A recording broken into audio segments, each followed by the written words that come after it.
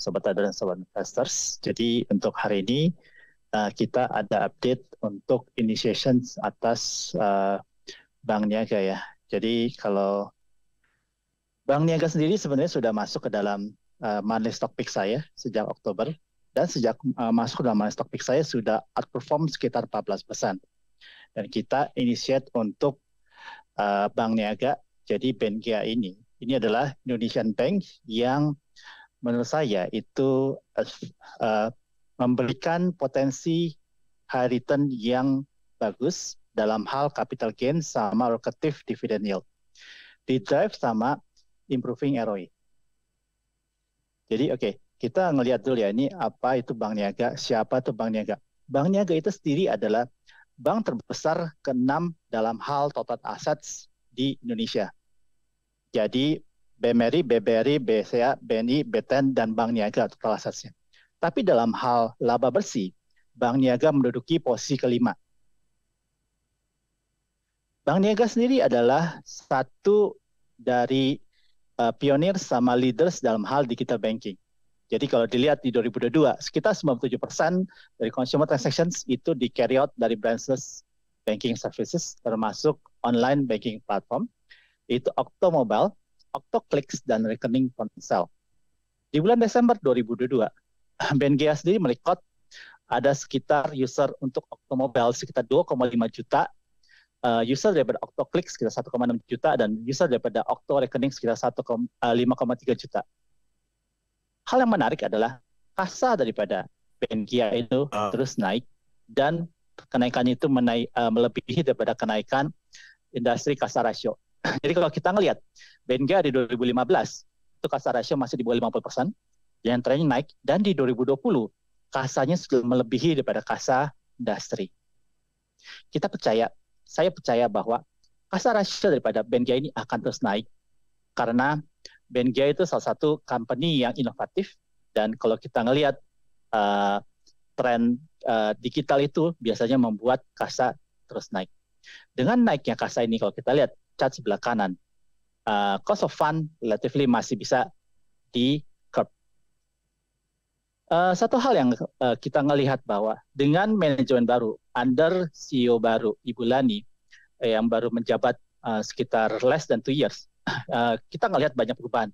Ibu Lani sendiri itu adalah ex-direktur consumer di BNGA, dan kalau kita ngelihat setelah dia menduduki posisi, loan growth naik cukup bagus, yang tadinya hovering hovering sekitar average 0,3% selama 5 tahun, di tahun 2022 membukukan loan growth sekitar 8,3%. Kalau dilihat key focus segmennya seperti consumer, corporate, dan SME.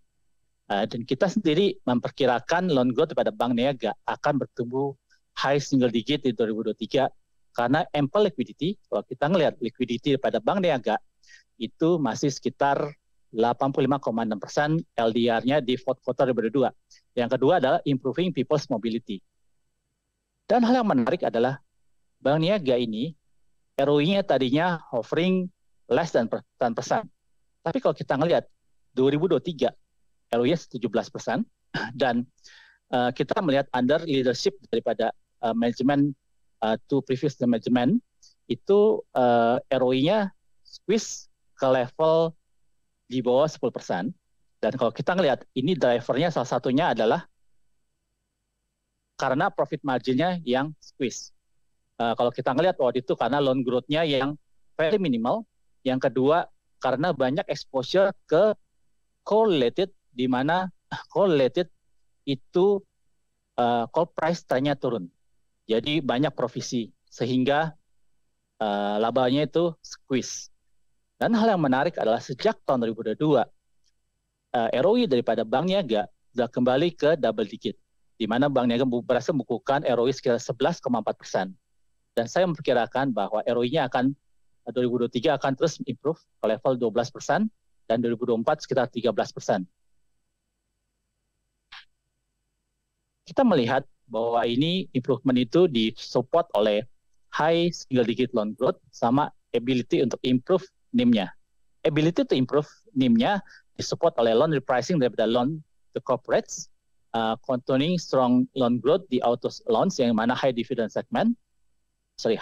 segment, dan increasing CASA ratio.